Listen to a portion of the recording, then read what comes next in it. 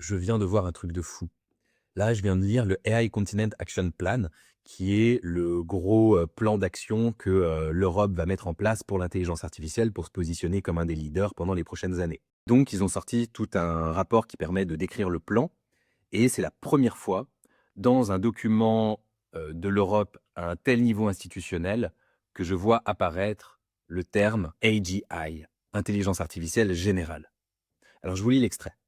Au cours des 2 dernières années, les modèles d'intelligence artificielle sont devenus de plus en plus complexes, passant du traitement de texte au raisonnement, aux capacités multimodales et au comportement agentique. Ça, c'est le présent.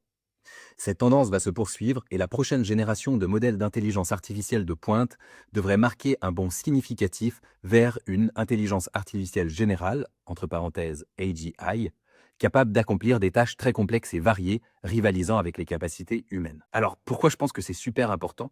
Parce que jusqu'à maintenant, il y avait vraiment une espèce de peur. Il fallait pas parler d'AGI, de super intelligence, tout ça, c'était des mots qui appartenaient à la science-fiction et en termes institutionnels, c'était tabou. Aux États-Unis, en Angleterre, ces termes avaient déjà largement été utilisés. Mais l'Europe, l'Union européenne, il y avait un peu une espèce de pudeur sémantique. Et là, ça y est, ils assument ce terme avec en plus un horizon temporel qui paraît pas si lointain, les prochaines générations de systèmes, avec beaucoup plus de certitude dans le propos, etc. Et donc, je pense que c'est une bonne nouvelle pour deux raisons. D'une part, parce que ça va permettre de crédibiliser ce discours aussi auprès du grand public et d'amener plus de prise de conscience sur le fait qu'on soit en train d'arriver vers ce système.